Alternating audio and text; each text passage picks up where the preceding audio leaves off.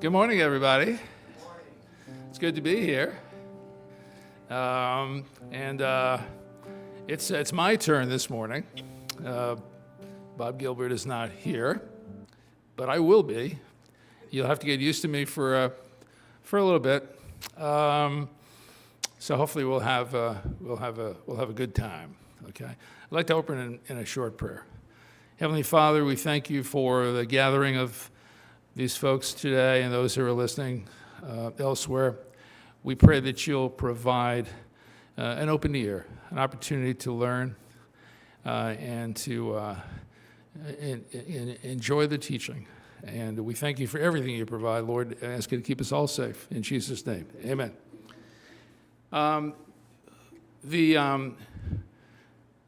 The path for today, and this will extend into next week as well, is, as you can see from the title, the Eastern Gate. Eastern Gate is the gate, what a surprise, on the eastern side of the old city of Jerusalem.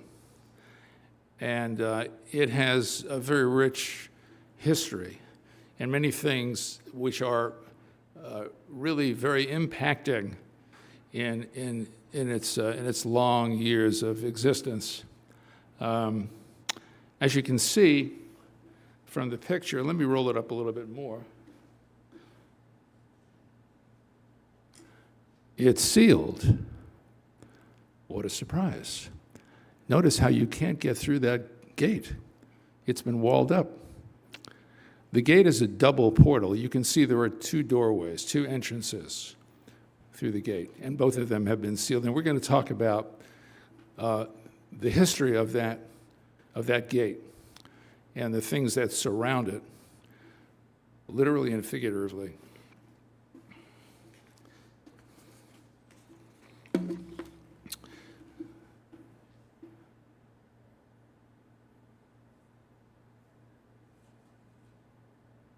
Now, here's a very interesting picture because there's the gate again, but now a wider view.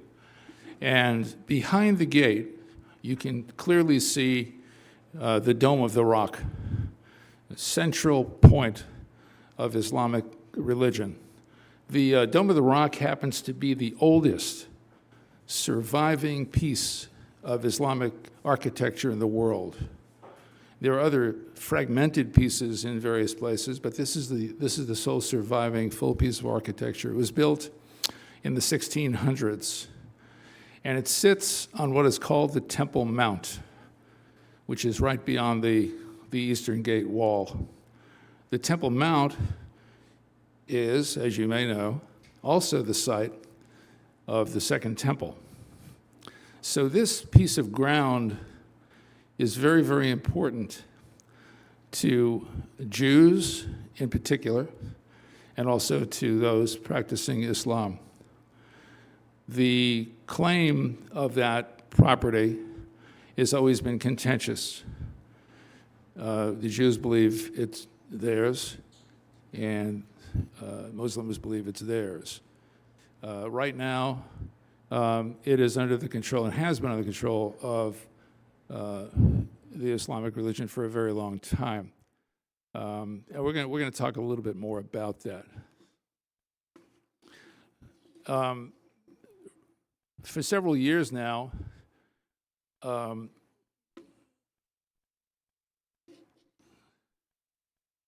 there's a group of people in Israel, a bunch of Jews who are the Temple Mount faithful, and they have been preparing the third temple.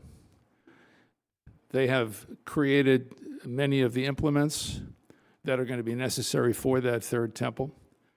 They are going to return when the moment is right to sacrifices, as they did previously when the Second Temple was in existence. So this movement has been going on for some time. The movement was led by a man named Gershon Solomon. Some of you may know of him. He actually came to our church here on more than one occasion. He was a very good friend of Pastor Lindstrom's, the founder of this church. Gershon came here and spoke about his desire to have people support the efforts of the Temple Mount faithful in the rebuilding of the temple. He was an Orthodox Jew. His story is rather interesting. He was a member of the Israeli Defense Forces during the '67 war. And while he was in the field, in the open field fighting, he was seriously wounded. I say that almost with a chuckle because he was run over by a tank, and he survived. After that encounter with the tank, he was in the field, and there were Arab soldiers approaching him, and it seemed very grim. He was not going to survive this night, and yet he did. They seemingly didn't see him. He became invisible to them, even though he was in the open field. Gershon was a wonderful man. He clearly, without question, believed that God had saved his life that night and had done it for a purpose. And the purpose was to rebuild the temple. So he took on that responsibility. Hank Lindstrom tried for years to reach Gershon, to have him become a believer, but Gershon never believed. And he passed away in 2022, as a matter of fact. Interesting story. I was here in the church when services were over one day, and Hank asked me if Gershon and his wife had come to visit and to speak, if I could take them to the airport. And I said, sure, I'll take them to the airport. So we get in the car, and I find out that the airport is Orlando, not Tampa. So we had a long ride. And witnessing to Gershon was like banging your head against the wall. Again, Hank had been trying for years. I did not know that. And I tried unsuccessfully. But it was very interesting, hour and a half or so on that ride. Again, a really wonderful man. Some of the implements include a golden menorah, which is completed and is actually in Jerusalem. If you went to Israel, you could see it, and other things, clerical garments that the priests will wear. They prepared those things, and other kinds of things that would be used in the temple. Let's see what we got here. All right, now this may be a little hard to see. Hopefully, you'll be able to catch it well enough. So this is an aerial shot of the old city, as you can tell. And dotted in the photograph are the areas of the various gates, the locations. You can see them. Oops, it's a little, you see the red dots? Those are the gate locations. So let's go down here. We're going to try to get, I'm having a lot of trouble with this. Okay. That one here, I have a little guide for myself because I can't remember them exactly. I know them fairly well. So the one in the lower left corner is the Zion Gate. And that's where it's, I think you can see lower left, pink square, pinkish reddish square. That's the Zion Gate. In Hebrew, it is called Sha'ar Tzion. Sha'ar is the Hebrew word for gate. Tzion is, in this case, Zion. Tzion, Zion. In Arabic, the Arabs give it a name too. They call it Bab Anabi Daoud, named after the prophet David, who they had great respect for as a prophet. Then we're going to go, let's see, this guy right here, right there, that's the Jaffa Gate. Again, Sha'ar Yafo. Sha'ar Gate, Yafo Gate. And here we have Bab el Halil in Arabic. go up here. That's the new gate. Shahar Hadash. See if we can scroll down.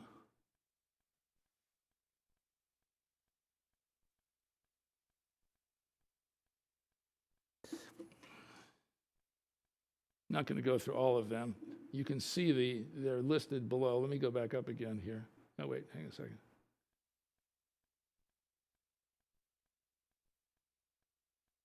All right, the eastern gate is the one we've seen. Now you can see here, if I get the cursor to move properly. There you go. So there is the Dome of the Rock that we have in that first picture. So that's the area looking right down on the Dome of the Rock. And you can see to the right there, is the Eastern Gate.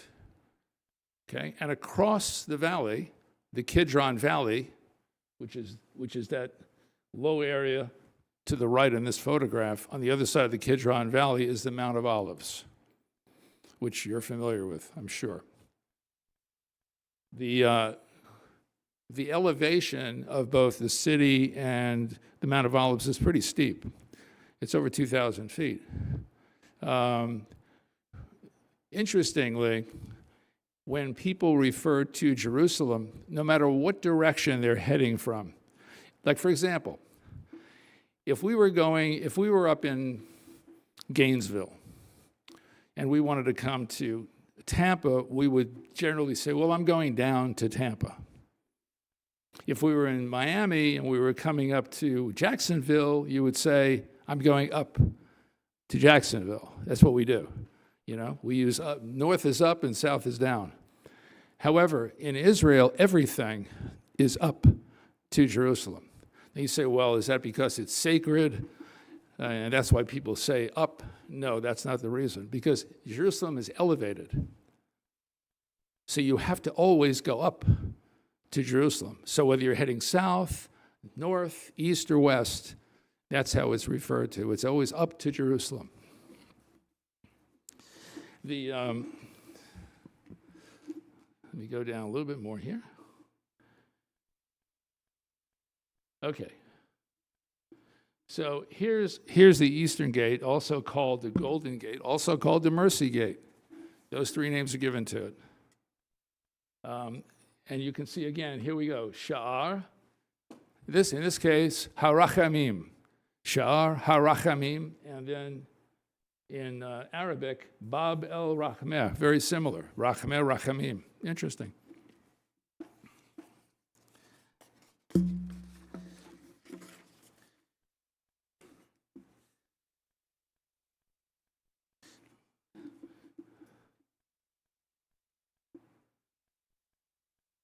Before we get into these quick facts, just a little history on Jerusalem itself. We know that Jerusalem was conquered and then it was destroyed in 586 BC. I'm going to read from the Bible about the description of that. So bear with me while I do that.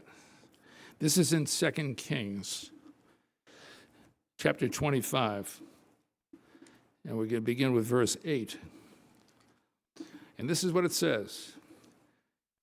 And in the 5th month, on the 7th day of the month, which is the 19th year of King Nebuchadnezzar, king of Babylon, came Nebuchadnezzar, captain of the guard, a servant of the king of Babylon, unto Jerusalem.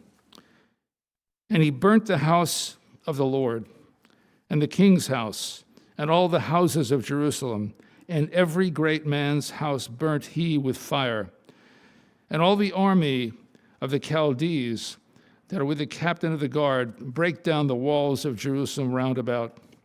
Now the rest of the people that were left in the city, and the fugitives that fell away to the king of Babylon with a remnant of the multitude, did Nebuchadnezzar, the captain of the guard, carry away. But the captain of the guard left of the poor of the land to be vine dressers and husbandmen.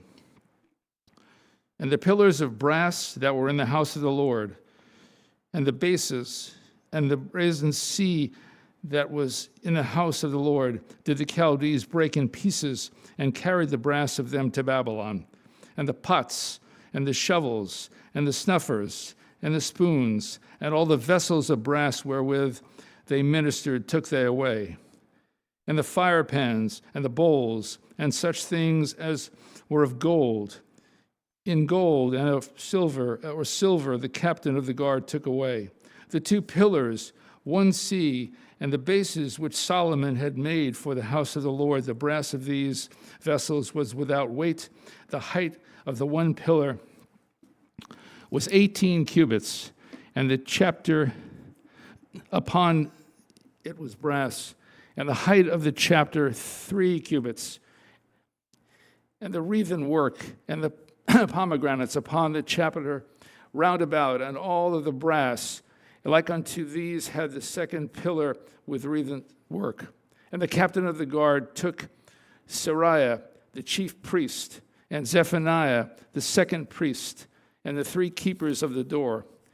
And out of the city he took an officer that was set over the men of war, and 5 men of them were in the king's presence, which were found in the city, and the principal scribe of the host, which mustered the people of the land, and 70 men of the people of the land, they were found in the city. And Nebuzaradan, captain of the guard, took these and brought them to the king of Babylon in Riblah. And the king of Babylon smote them and slew them in Riblah, in the land of Hamath. So Judah was carried away out of their land and into the Babylonian captivity, which lasted about 70 years. So Jerusalem was destroyed. This was prophesied by Daniel, and also Jeremiah prophesied it about 100 years before it happened as well. We're not going to read those passages.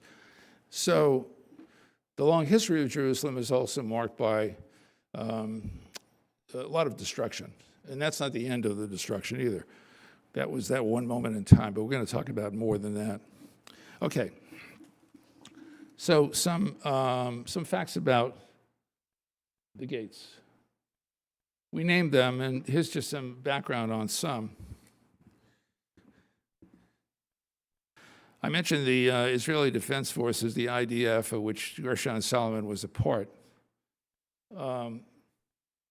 When Israel, which was victorious during that war, entered Jerusalem, they came in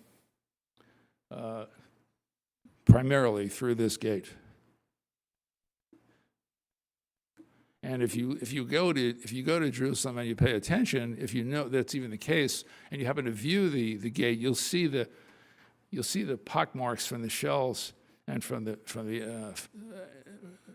various small arms fire that occurred during the engagements. And then you have this entrance leading to these 2 quarters. They call them quarters, the Jewish and Armenian quarters. They're really not quarters. In other words, you're not going to take Jerusalem and divide it into 4 equal parts. Quarters means really sections, but because there are 4, they say quarters.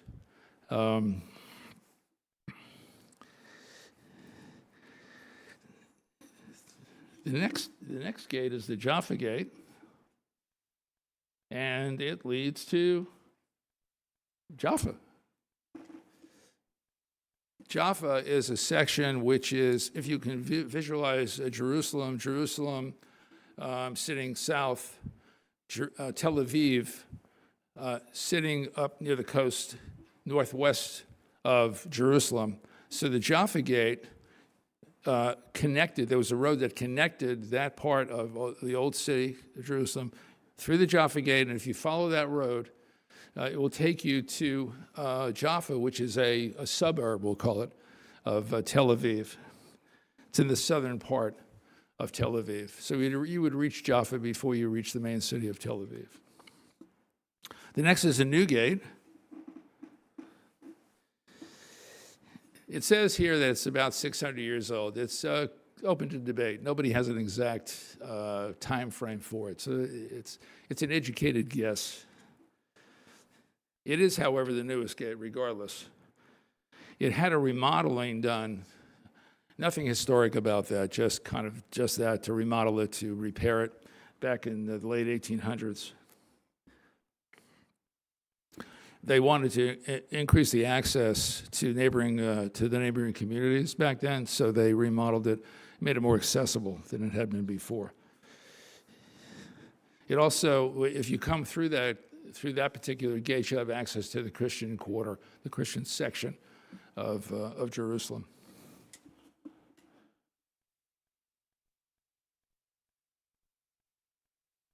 Okay. All right, the Damascus Gate. We are very familiar, many of us, with the road to Damascus. This is the gate leading to that road. And because of that, because of its importance, I'd like to read from Acts 9, beginning with verse 1. You'll find it on page 1160 if you have the church Bible, the old Schofield Bible. So again, this is... Okay. All right. Acts 9, verse 1, page 1160. And Saul, yet breathing, out threatening and slaughter against the disciples of the Lord, went unto the high priest and desired of him letters to Damascus, to the synagogues, that if he found any of this way, whether they were men or women, he might bring them bound unto Jerusalem. So,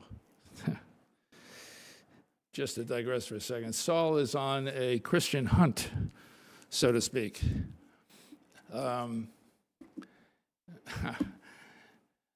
Saul, who by his own admission, the worst of it all, a very dedicated and avowed Pharisee, very knowledgeable, bright man, very, very, very smart, understanding of all Jewish custom, but a dogged, relentless pursuer. So that's what this is about. Give me permission, give me authority, give me letters so that I can go bring back in chains if necessary. What is that? These people who are spreading such vicious information, I call it. Okay. So there he goes. He's on his way to Damascus. And as he journeyed, we're in verse 3, he came near Damascus, and suddenly there shined round about him a light from heaven. And he fell to the earth and heard a voice saying unto him, Saul, Saul, why persecutest thou me? And he said, Who art thou, Lord? And the Lord said, I am Jesus, whom thou persecuted. It is hard for thee to kick against the pricks. And he, trembling and astonished, said, Lord, what wilt thou have me do? And the Lord said unto him, Arise, and go unto the city, and it shall be told there thee what thou must do. Well, he continued. We're not going to get into ultimately Paul's story, but this is the gate in that. This is the gate in that famous section of the Bible. So let's talk a little bit more about the gate.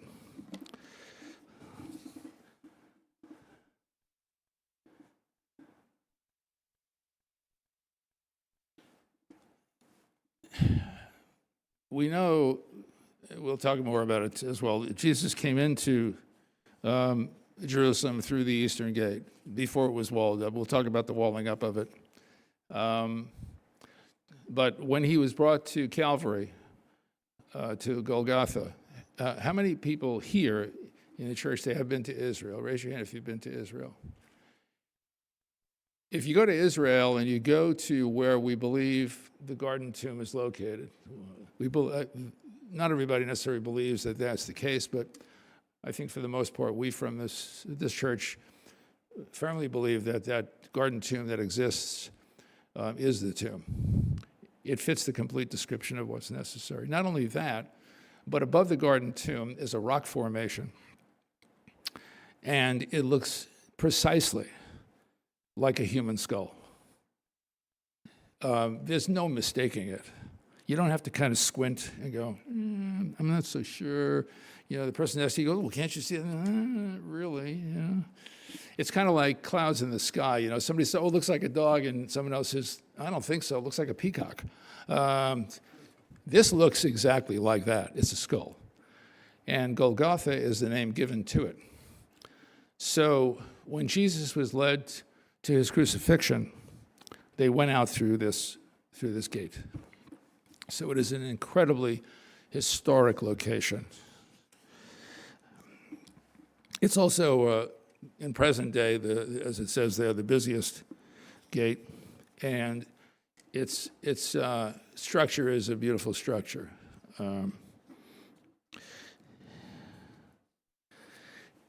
Some of these gates, like you saw in the Eastern Gate has two portals, which are now sealed. In this particular case, we have a large portal and then two smaller ones on either side. So it's a little bit more involved. The gates are not all the same throughout the city.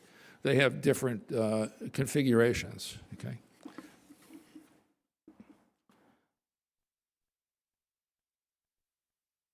Okay. Herod's Gate. Well, Herod was a king, also called the Flower Gate. This particular gate leads into the Muslim quarter of the city. Okay, you've got the four quarters. I actually didn't mention. You got the Jewish quarter, got the Christian quarter, you got the Armenian quarter, and you got the Muslim quarter. Well, this one leads into the Muslim quarter. They call it Herod's Gate. It was given a name, the Herod's Gate, that name, actually incorrectly, but it stuck.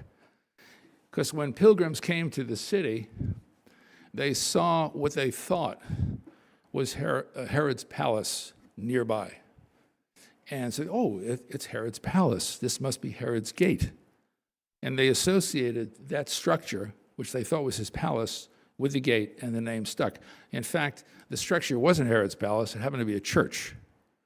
But it was so elaborate and so magnificent, they thought it was a palace. So the name has always stuck. So everyone refers to it as Herod's Gate. Let me read one more thing, because this gate has significance. All the gates have some significance, some more than others, like we've just learned. Okay, I'm going to read now from Luke 23.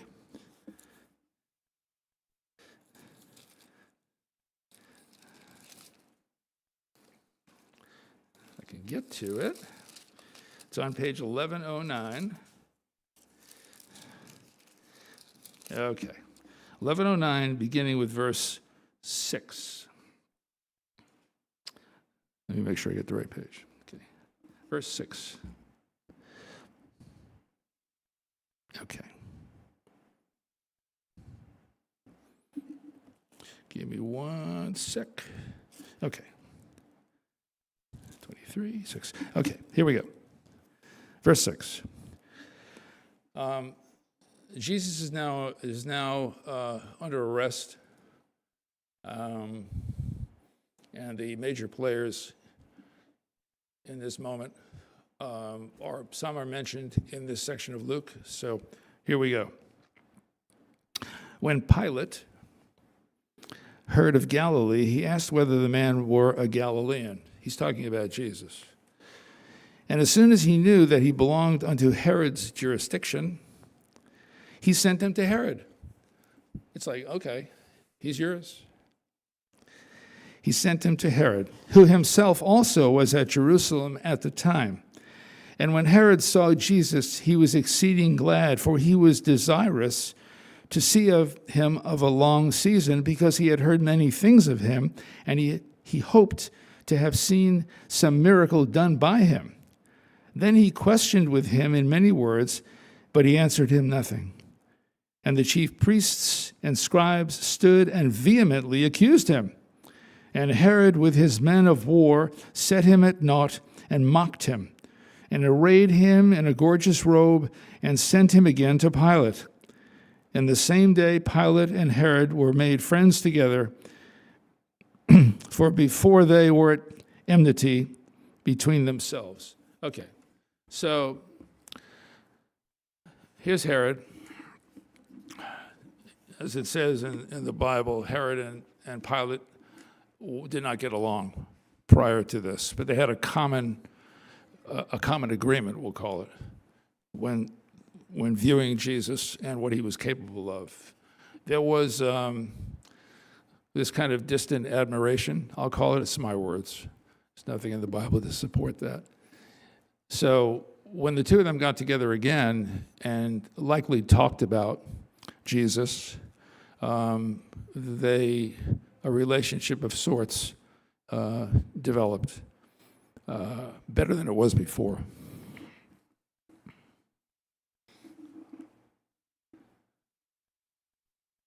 Okay, Lions Gate.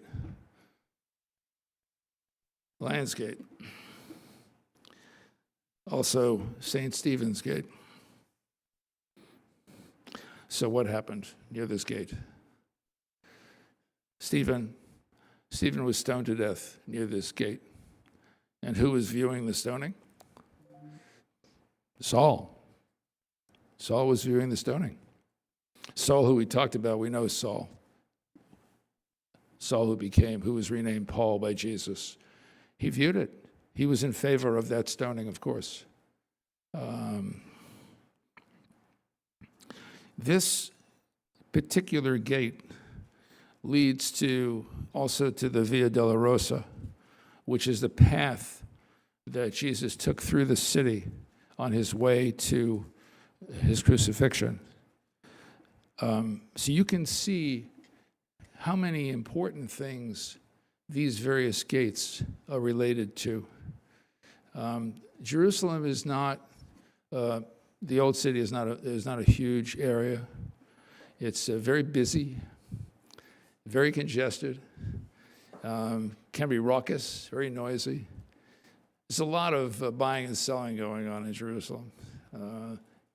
And the reason for that is very simple. It's a giant tourist mecca. So you can find a lot of stuff if you want to buy. Now, we're not necessarily a bargainer, but I've seen people. I'll tell you a quick story. I've been fortunate with my wife to have been to Israel a couple of times. So the first time we went with a woman from this church, and she was very interested in buying her son, one of her sons, a cross that he could wear on a necklace. So we were with her that day. They gave us some time off if we wanted to go shopping.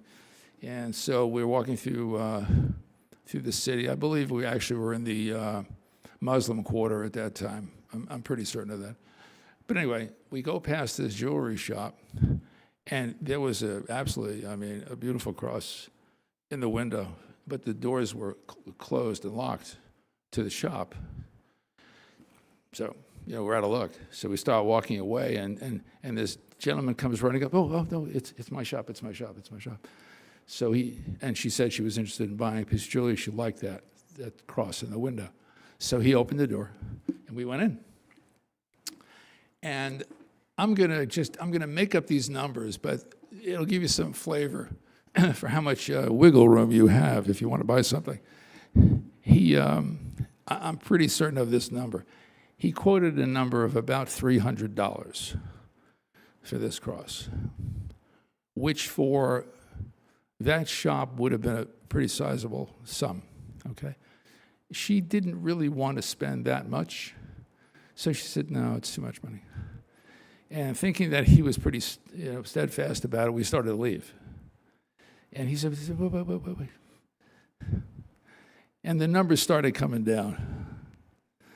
And it came down and way down. She left She left the shop and she paid $40 for the cross.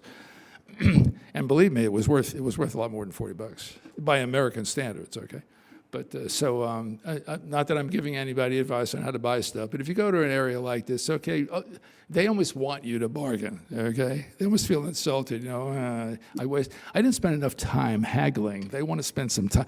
The fact that he had the shop closed probably speaks to the fact that he just wanted to talk to somebody to sell something. So, and he did for $40. Okay, what are we up to now? Oh, yes. Where are we? Okay. Oh, Dungate. The Dungate. What do you suppose that's about? It's not a mystery. It's not a tricky. It's not a play on words. It is the Dungate. That's the name. The interesting thing about this gate is, I mean, the area around it serves a specific purpose, which you can see on the screen, but it also leads to the Temple Mount, which is interesting. So what do we got? We've got the gate leads to the Temple Mount and the Western Wall. We're going to talk a little more about the Western Wall in a bit.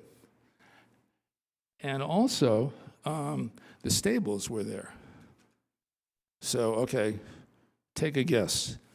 The Dungate and stables. You don't have to know too much about horses. I think you understand.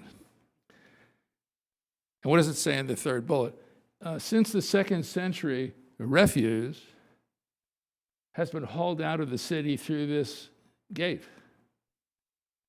That's where it gets its name, the Dungate. Now, the reason why they chose this particular gate for this stuff is because the prevailing winds tend to, unlike the other gates, okay, the prevailing winds tend to carry odor away from that part of the city. So it is, if you have to pick a place, it's the best place to do it, okay?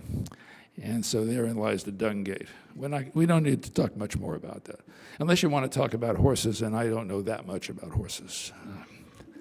But Solomon had, you can imagine what Solomon's stable of horses must have been like.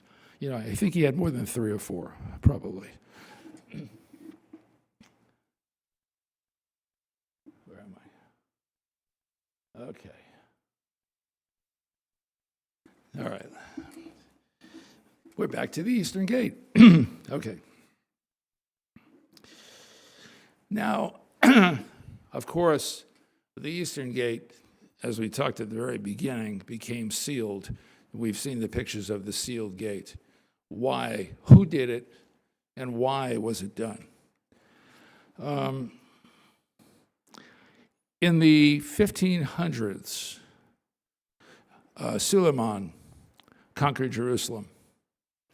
I'm not going to give an exact date. Nobody's exactly certain, but somewhere during his reign, during the 1500s, he ordered that the Eastern Gate be sealed, and it's been sealed ever since. The reason this happened is because he was nervous, as were his people.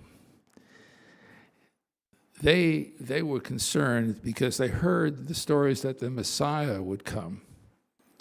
Now, they heard these stories from the Jews. Now, the Jews, we know, didn't believe that the Messiah had already come. Again, this is the 1500s. Now, for those of you who don't know, I happen to be Jewish. I'm a Christian, but I'm Jewish. And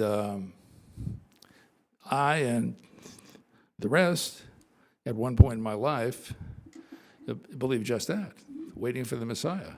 A great war hero would come and save Jerusalem and save the rest and save Israel. I didn't know the truth back then, but I do know the truth now.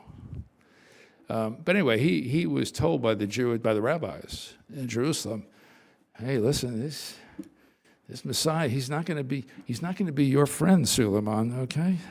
He's going to come through the Eastern Gate. So Suleiman goes, oh, well, Well, we can solve that problem, he thinks. And so he orders what?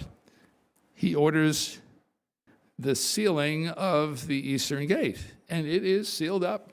Now, you and I can't get through there, okay, not easily, okay? We could blast our way through, but certainly no Messiah is capable of coming through a sealed wall. Do I hear chuckles? Okay. So what does it say? I'm going to read what it says. They described the Messiah as a great military leader who would be sent by God. Okay, they're not wrong so far, except that they're a little late, okay, because they should have said this a long time ago, but they didn't. From the east, he would enter the eastern gate and liberate the city from foreign control. That's what they told him. He must be going, well, I don't like that. I've got control of this place. Okay, so okay, guys, seal it up. So what does it say? Suleiman then decided to put an end to Jewish hopes by ordering the eastern gate sealed. Like, oh yeah, that's going to stop Jesus, right? Because they believe it's their territory. They still obviously do. There's no change there. We talked about the Temple Mount and how the Dome of the Rock sits on top of it because the Muslims say this is ours. And the Jews say, no, it's ours. The interesting thing is that there was proposed a confrontation, I'll use that word, by many years ago, that the Jews attempt to take the Dome of the Rock. It was shot down, not literally shot down. It was by the Israeli government. They said, no, we're not going to do that. Leave it alone. Let it stay, and it stays. Okay, so what else did he do? Gets even funnier. He also put a Muslim cemetery in front of the gate, believing that no Jewish holy man would defile himself by walking through a Muslim cemetery. Sounds logical, right? No, it's not. The Muslims also believe that a Gadol Kohen, a Jewish high priest, generally cannot enter a cemetery. So they buried their dead there. So they actually built a cemetery and put the Muslims in the cemetery, saying, well, we're safe. We got two things going for us. We sealed up the eastern gate. Nobody can walk through there. And we put a cemetery in front of it. Our cemetery. Okay? We're good. Not really. As it says, however, the ploy is flawed, as Jewish biblical teaching states that the Messiah will be from the family of King David. Now, you may know this already. From the family of King David, who is a descendant of the tribe of Judah, not Levi, and therefore, he's not a Kohen. Oops. So, problem there because the Messiah, like he cares, he walked right through the cemetery. He's not prevented from doing that because he's not a Kohen. Also, there are circumstances which currently, anyway, permit a Kohen from entering a cemetery. It's not forbidden. Oops, they messed up. We have got about a minute, and maybe I can get this in. I think I can. Let's go to Ezekiel 44. It's on page 890. And I think we'll close today with that.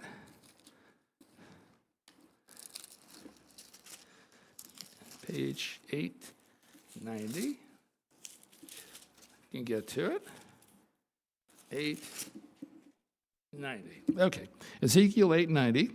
Ezekiel 44, verses 1 to 3. Short read.